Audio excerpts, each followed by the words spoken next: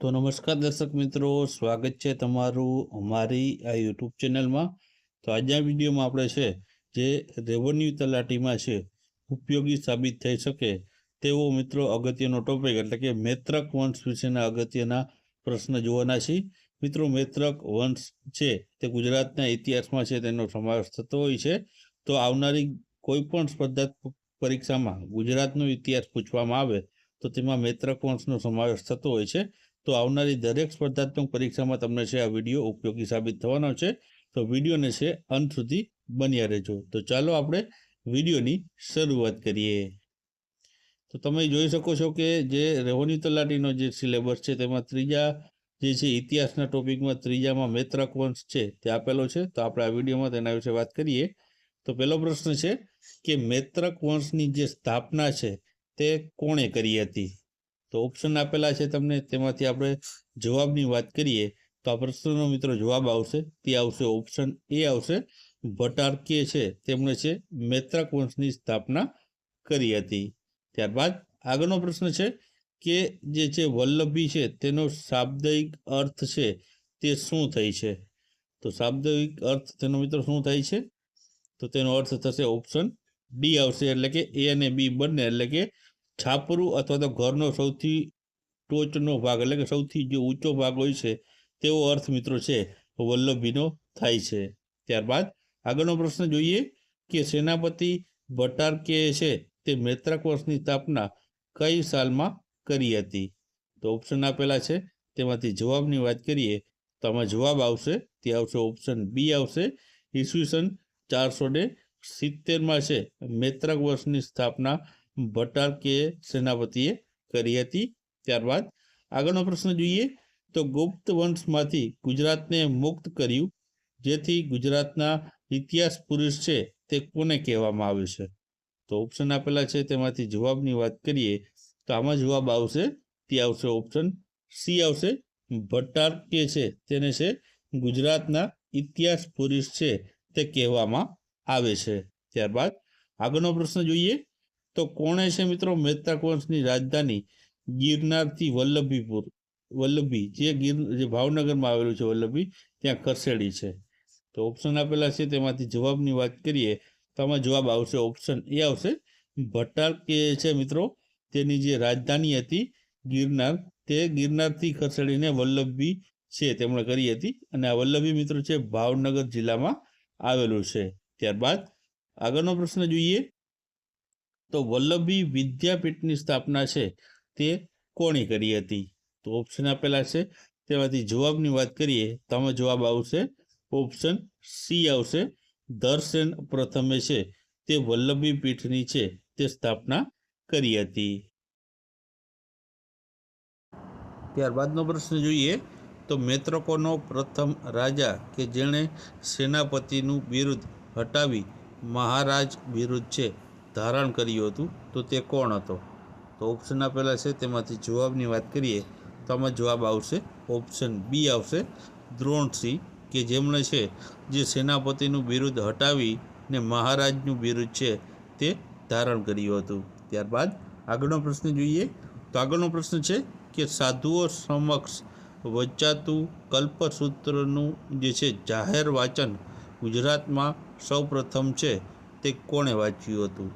તો ઓપ્શન આપેલા છે, તેમાંથી જવાબની વાત કરીએ તો જવાબ આવશે તેમાં ઓપ્શન ડી આવશે, ધ્રુવસેન પ્રથમે વાંચ્યું હતું. ત્યારબાદ આગળનો પ્રશ્ન છે કે કયા મૈત્રક રાજાએ ધર્માદિત્ય નામ ધારણ કર્યું હતું? તો ઓપ્શન આપેલા છે, તેમાંથી જવાબની વાત કરીએ તો જવાબ આવશે આમાં ઓપ્શન બી આવશે, શિલાદિત્ય એકે છે તે ધર્માદિત્ય નામ છે તે ધારણ કર્યું હતું. ત્યારબાદ આગળનો પ્રશ્ન જોઈએ કે કોણે બાલ આદિત્ય નામ ધારણ કર્યું જેનો અર્થ છે ઉદિત થતો સૂર્ય થાય છે? તો ઓપ્શન આપેલા છે, તેમાંથી જવાબની વાત કરીએ તો જવાબ આવશે તેમાં ઓપ્શન ડી આવશે, ધ્રુવસેન બીજાએ છે આ બાલ આદિત્ય નામ ધારણ કર્યું હતું જેનો અર્થ છે તે ઉગતો અથવા તો ઉદિત સૂર્ય છે તેનો અર્થ થાય છે. ત્યારબાદ આગળનો પ્રશ્ન છે કે કોના સમયમાં ઈસવીસન 640માં ચીની યાત્રાળુ યુંગ એન સાંગ વલ્લભીની મુલાકાત લીધી હતી? તો ઓપ્શન આપેલા છે તેમાંથી જવાબની વાત કરીએ તો જવાબ આવશે તેમાં ઓપ્શન ડી આવશે. ધ્રુવસેન બીજાના જે છે તે શાસનકાળ દરમિયાન ચીની યાત્રાળુ યુંગ હેન સાંગ છે તે વલ્લભીની મુલાકાત લીધી હતી.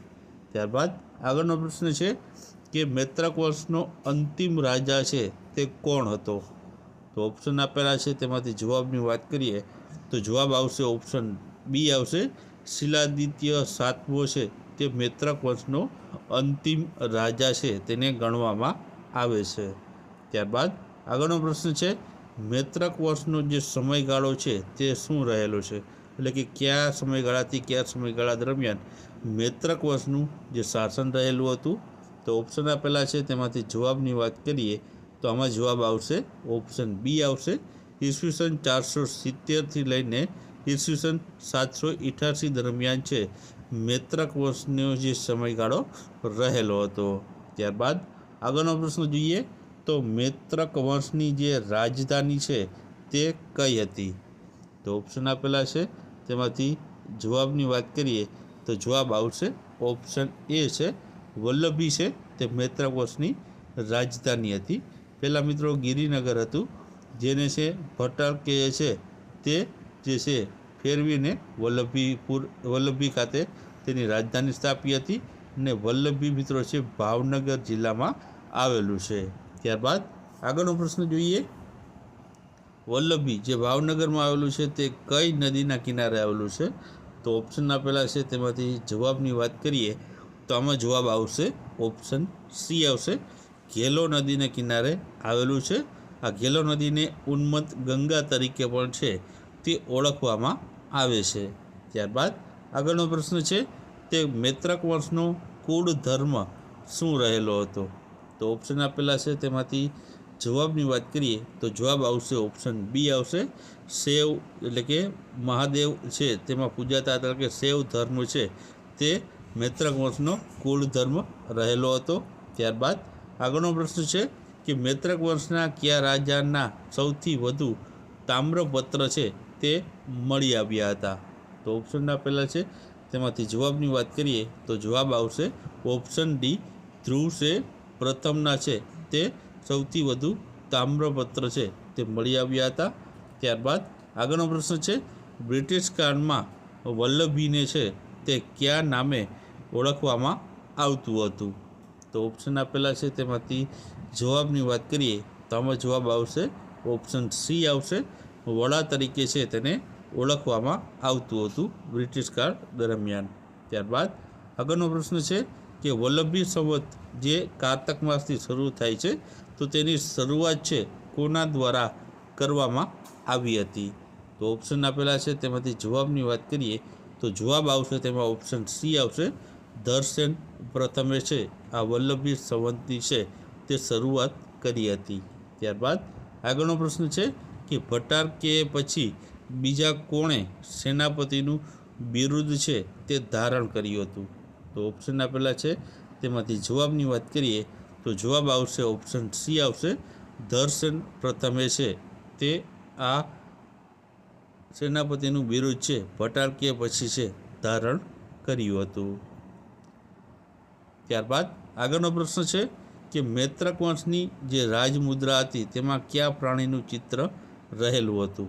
તો ઓપ્શન આપેલા છે તેમાંથી જવાબની વાત કરીએ તો આમાં જવાબ આવશે ઓપ્શન સી આવશે.